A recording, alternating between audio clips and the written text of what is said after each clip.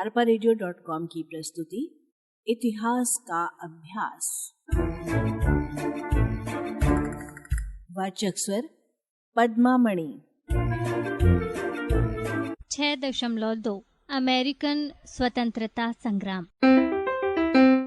American स्वतंत्रता संघर्ष की प्रस्तावना। अमेरिका का स्वतंत्रता संग्राम पश्चिमी विश्व के इतिहास की महत्वपूर्ण घटना है। इस स्वतंत्रता युद्ध ने 16वीं एवं 17वीं सदी के यूरोपियन उपनिवेशवाद को परास्त किया। इस युद्ध क्रांति के फलस्वरूप एक नए स्वतंत्र राष्ट्र की ही नहीं अपितु नए सिद्धांतों का भी जन्म हुआ था, जो आगे चलकर संपूर्ण यूरोप एवं विश्व में क्रांति के क्षेत्रों में महत्वपूर्ण योगदान दिया। पहला, अमेरिका महाद्वीप की खोज। अमेरिका की खोज जिनेवा यानी इटली निवासी क्रिस्टोफर कोलंबस ने सन 1492 में किया तथा इसे नई दुनिया का नाम दिया। आगे चलकर मैगलेन और अमेरिगो वेस्पुची ने अमेरिका के संबंध में अनेक महत्वपूर्ण खोज की। अमेरिगो वेस्पुची ने अमेरिका के भूखंड की अनेक समुद्री यात्राएं करके इसके पूर्वी तट का पता लगाया, इसलिए इस भूखंड का नाम अमेरिका पड़ा। अमेरिकी भूखंड के अंतर्गत उत्तरी एवं दक्षिणी अमेरिका है। अमेरिका महाद्वीप की खोज के पश्चात अगले 350 वर्षों में यूरोप वासियों ने अमेरिका की संपत्ति को खूब लूटा। स्पेन के अधीन ब्राजील को छोड़कर संपूर्ण दक्षिण अमेरिका था। इंग्लैंड और फ्रांस का उत्तरी अमेरिका पर आधिपत्य था। दूसरा, अमेरिका में इंग्लैंड के उपनिवेश। महारानी एलिजाबेथ के समय से ही अमेरिका का उपनिवेशीकरण प्रारंभ हो गया था। सर वॉल्टर रेले ने वर्जीनिया में इंग्लैंड का प्रथम उपनिवेश स्थापित किया। इंग्लैंड और फ्रांस में राजनैतिक, आर्थिक, व्यापारिक, सैनिक प्रतिस्पर्धा थी, जिसके कारण दोनों देशों में सप्तवर्षीय युद्ध हुई, जो 1756 से 1763 ईस्वी तक हुई थी, जिसमें फ्रांस की हार हुई। अब कनाडा फ्रांस के हाथ से निकल गया। पेरिस की संधि के अनुसार इंग्लैंड का अमेरिका के 13 उपनिवेशों पर अधिकार मान लिया गया। वे उपनिवेश इस प्रकार थे: पहला, न्यू हैम्पशायर; दूसरा, मैसाचुसेट्स; तीसरा, रोड आइलैंड; चौथा, कनेक्टिकट; पांचवा, न्यूयॉर्क; छठवां, न्यू जर्सी; सातवां, पेंसिल्वेनिया; आठवां, डेलावेयर; नौवां, मैरीलैंड; 10वां, वर्जीनिया; 11वां, उत्तरी कैरोलिना; 12वां, दक्षिणी कैरोलिना तथा 13वां, जॉर्जिया। ये 13 उपनिवेश आधुनिक संयुक्त राज्य अमेरिका के पूर्वी तट पर, जो अटलांटिक महासागर का तट है, पर स्थित थे। अंग्रेजों ने इन उपनिवेशों का बहुत ज्यादा शोषण किया, अतः उपनिवेशों की जनता ने एकजुट होकर अंग्रेजों का घोर प्रतिरोध किया और ये 13 उपनिवेश इंग्लैंड के हाथ से निकल गए तथा स्वतंत्र हो गए। इंग्लैंड के विरुद्ध जिस समय अमेरिका के लोग क्रांति किए, उस समय इंग्लैंड का राजा जॉर्ज तृतीय था।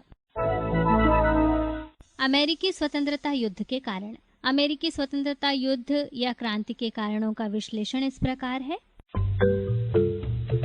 आधारभूत कारणों में पहला, नाराज एवं असंतुष्ट व्यक्तियों द्वारा उपनिवेशों की स्थापना। इंग्लैंड की धर्मांधता की नीति से नाराज होकर प्यूरिटन लोगों ने अमेरिका जाकर उपनिवेश स्थापित की थी। यहाँ इन लोगों ने परिश्रम के द्वारा उद्योग एवं वाणिज्य व्यापार विकसित किया था। इंग्लैंड की सरकार ने अब इन लोगों को अपने नियंत्रण में लाने की कोशिश की, अतः ये इंग्लैंड सरकार के विरुद्ध क्रांति कर दिए। दूसरा, असंतोषजनक शासन प्रणाली। उपनिवेशों की शासन प्रणाली दोषपूर्ण थी। उपनिवेशों के गवर्नर की नियुक्ति इंग्लैंड का सम्राट करता था, जबकि उपनिवेशों की व्यवस्थापिका के सदस्यों की नियुक्ति जनता द्वारा निर्वाचित होती थी। उपनिवेशों के गवर्नर जनरल को प्रतिनिधि सभा या लोकसभा द्वारा बनाए गए कानून को रद्द करने का अधिकार था। गवर्नर जनरल ने व्यवस्थापिका की शक्ति को नष्ट करने में कोई कसर नहीं छोड़ा था, जबकि अमेरिका की जनता गवर्नर जनरल की शक्ति को कम कर व्यवस्थापिका व इसकी शक्ति को बढ़ाना चाहती थी। इस कारण भी उपनिवेश की जनता का अंग्रेजों से मतभेद था। तीसरा, नौ परिवहन अधिनियम। नौ परिवहन अधिनियम यानी नेविगेशन एक्ट के अनुसार इंग्लैंड और अमेरिका का व्यापार चलता था। इस कानून के अनुसार इंग्लैंड और उपनिवेश के बीच अथवा यूरोप के अन्य देशों के साथ ब्रिटिश जहाज़ों के द्वारा ही माल ढोया जा सकता था। अतः अमेरिकन व्यापार की प्रगति के मार्ग में नेविगेशन एक्ट बहुत बड़ा रोड़ा था। दूषित व्यापार प्रणाली असंतोष का एक प्रधान कारण था। चौथा, व्यापार पर इंग्लैंड का नियंत्रण, ट्रेड एक्ट्स। व्यापार संबंधी कानून ट्रेड्स एक्ट्स कहलाता है। इससे उपनिवेशों का शोषण होता था और उनके आर्थिक विकास में प्रतिबंध लगता था। उपनिवेशों पर इंग्लैंड का व्यापारिक एकाधिपत्य था। जैसे 1733 ईस्वी के कानून के अनुसार अमेरिका को गैर ब्रिटिश उपनिवेशों को बनाकर दिए व्यापार की अनुमति नहीं थी। 1699 ईस्वी के कानून द्वारा संसद ने उपनिवेश से ऊनी माल के निर्यात पर प्रतिबंध लगा दिया। 1732 ईस्वी में अमेरिका से तोप के निर्यात पर प्रतिबंध लगा दिया गया। 1750 ईस्वी में उपनिवेशों में लोहे के माल पर प्रतिबंध लगा दिया गया। उपनिवेशों से कच्चा माल इंग्लैंड भेजा जाता था और वहां से तैयार माल उपनिवेशों को खरीदना पड़ता था। कुछ वस्तुओं के नाम निर्धारित थे जिसे उपनिवेश इंग्लैंड ही भेज सकते थे, अन्यत्र नहीं, जैसे चावल, तंबाकू, लोहा, लकड़ी, ऊन, चमड़ा आदि। इस तरह इंग्लैंड का उपनिवेशों पर कठोर आर्थिक नियंत्रण था और उपनिवेशवासी चाहकर भी अपना माल अन्य देशों को नहीं भेज सकते थे। पांचवा, कृषकों की दयनीय स्थिति। दक्षिणी उपनिवेशों के किसान तंबाकू उगाते थे। ब्रिटिश पूंजीपति लोग तंबाकू का सही मूल्य किसानों को नहीं देते थे। हमेशा किसानों से उनकी वस्तुएं सस्ते में खरीद लेते थे। किसान हमेशा कर्जों के बोझ में लदा रहता था। अतः किसानों में ब्रिटिश पूंजीपतियों एवं राजनीतिज्ञों के विरुद्ध असंतोष था। छठवां, मध्यम वर्ग का उदय। अमेरिका के मध्यम वर्ग का मानना था कि जब तक इंग्लैंड के द्वारा अमेरिका में व्यापारिक प्रतिबंध लगा रहेगा तब तक अमेरिका का आर्थिक विकास संभव नहीं हो सकता। अतः मध्यम वर्ग के लोगों ने इंग्लैंड के प्रतिबंध का अमेरिका में विरोध किया। सातवां, बौद्धिक जागृति। सन 1756 से 1766 ईस्वी के बीच अमेरिका में अनेक महत्वपूर्ण राजनीतिक पुस्तिकाओं ने लोगों में बौद्धिक चेतना जागृत की। अधिकांश अमेरिकी अंग्रेजी मूल के थे। 1765 ईस्वी में स्टीफन हॉपकिंस ने the right of the colonies examined. 1769 ईस्वी में सैमुअल एडम्स कृत rights of colonist. Samuel Adams के अथक परिश्रम के फलस्वरूप उपनिवेशों में एकता आई। स्वतंत्रता विचार के प्रसार में सैमुअल एडम्स का महत्वपूर्ण योगदान था। अन्य लेखकों में वर्जीनिया के पैट्रिक हेनरी, न्यूयॉर्क के आइजक सिथरस तथा जेम्स लैम्थ, दक्षिणी कैरोलिना के क्रिस्टोफर गैडेस्टन आदि। इन लेखकों ने अमेरिका के लोगों को जागृत किया।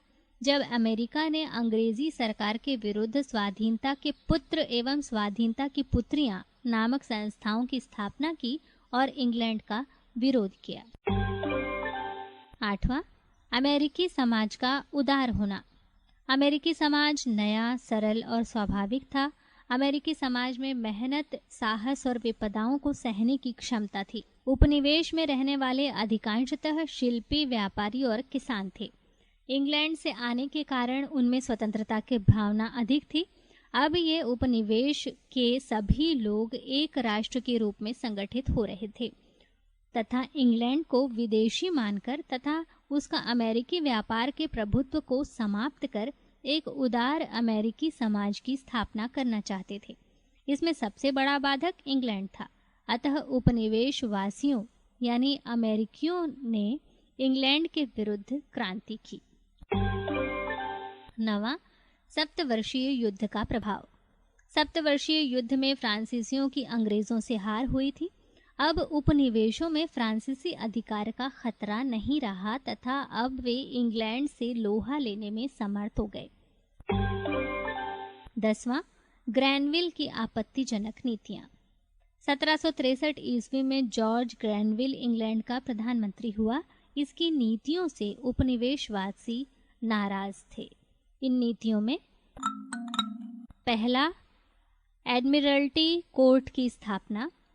अमेरिका में तस्करी और चोर बाजारी को रोकने के लिए ग्रैनविल ने एडमिरल्टी कोर्ट की स्थापना की। इसमें तस्करी में लिप्त अपराधियों को कठोरतम दंड की व्यवस्था थी। दूसरा, शीरा अधिनियम। सन 1764 में ग्रैनविल ने शीरा कानून पास किया। इस कानून के अंतर्गत सभी स्थान से आए शोरे यानी शीरा पर कर लगा दिया गया और शोरे से उत्पन्न विदेशी रम का आयात बंद कर दिया गया। इससे उपनिवेशवासी न तो सस्ते दामों पर शोरा प्राप्त कर सकते थे और न ही रम, अतः अमेरिकियों में असंतोष था। तीसरा, रेड इंडियनों की सुरक्षा। ग्रैनविल ने एक घोषणा द्वारा मिसिसिपी नदी क्षेत्र में बड़े विस्तृत भाग अमेरिका के मूल निवासी रेड इंडियन के लिए सुरक्षित कर दिए। इससे भी अमेरिका ग्रैनविल के विरुद्ध हो गया। चौथा, उपनिवेशों की सुरक्षा हेतु ग्रैनविल ने एक छोटी सी सेना अमेरिका में रखने की घोषणा की। इस सेना के रखरखाव के खर्च के लिए 1/3 भाग उपनिवेश वासियों को देना अनिवार्य था। पांचवा, स्टैंप एक्ट। ग्रैनविल ने धन आवश्यकता की पूर्ति हेतु उपनिवेशों पर स्टैंप एक्ट लगाया, जो कि क्रांति के तात्कालिक कारणों में एक महत्वपूर्ण कारण सिद्ध हुआ। तात्कालिक कारण, इसके अंतर्गत पहला, स्टैंप अधिनियम 1765 ईस्वी और सेना का तैनात किया जाना। स्वेच्छा से उपनिवेशवादी इंग्लैंड को कोई आर्थिक सहायता नहीं दे रहे थे, अतएव ग्रैनविल ने उपनिवेशवादियों से धन प्राप्त करने के लिए 23 मार्च 1765 ईस्वी को स्टैंप एक्ट पारित किया। इसके अनुसार सभी सरकारी कागजों में स्टैंप लगाना जरूरी था। अमेरिका वासियों ने इस एक्ट का घोर विरोध किया और यह नारा लगाया कि प्रतिनिधित्व नहीं तो कर भी नहीं। लाचार होकर सरकार ने 1766 ईस्वी में यह एक्ट समाप्त कर दिया। इस एक्ट के खर्च से अमेरिका में ग्रैनविल अंग्रेजी सेना में रखना चाहता था, पर स्टैंप एक्ट का विरोध होने के कारण ग्रैनविल सफल नहीं हो पाया। दूसरा, रॉकिंघम की घोषणा। 1765 ईस्वी में इंग्लैंड में रॉकिंघम की सरकार बनी। रॉकिंघम ने यह घोषणा की कि इंग्लैंड की संसद को अमेरिका पर कर लगाने का पूरा अधिकार है। इस घोषणा से भी अमेरिकी बड़े असंतुष्ट हुए। तीसरा, टाउनशेंड की कर लगाने की योजना। 1767 ईस्वी में वित्त मंत्री टाउनशेंड ने चाय, शीशा, कागज, सिक्का धातु और रंग पर आयात कर लगाया। उपनिवेशवासियों ने इसका घोर विरोध किया।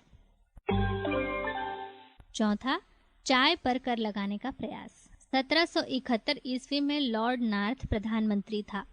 इसने कागज और शीशे से आयात कर हटा लिया, किंतु चाय पर आयात कर रहने दिया, जिससे अमेरिका वासी बहुत नाराज थे। अमेरिका वासियों का मानना था कि इंग्लैंड की संसद को अमेरिका पर कर लगाने का अधिकार नहीं है। उनकी नाराजगी के बाद भी लॉर्ड नॉर्थ ने 1773 ईस्वी में चाय एक्ट पास कर दिया। पांचवा, बॉस्टन टी पार्टी 16 दिसंबर 1773 ईस्वी। 1773 ईस्वी के चाय अधिनियम द्वारा अमेरिकी उपनिवेशों को अपने उपयोग में आने वाली सारी चाय अनिवार्यतः ब्रिटिश ईस्ट इंडिया कंपनी से ही खरीदनी पड़ती थी। इस चाय एक्ट का सबसे पहले विरोध मैसाचुसेट्स के उपनिवेश में प्रारंभ हुआ। 16 दिसंबर 1773 ईस्वी को सैमुअल एडम्स के नेतृत्व में कुछ अमेरिकी कुलियों का भेष धारण कर बोस्टन बंदरगाह में खड़े ईस्ट इंडिया कंपनी के जहाज़ों पर चढ़कर चाय की 343 पेटियां समुद्र में फेंक दी। इस घटना को बोस्टन की टी पार्टी कहा जाता है। arparedio.com की प्रस्तुति इतिहास का अभ्यास।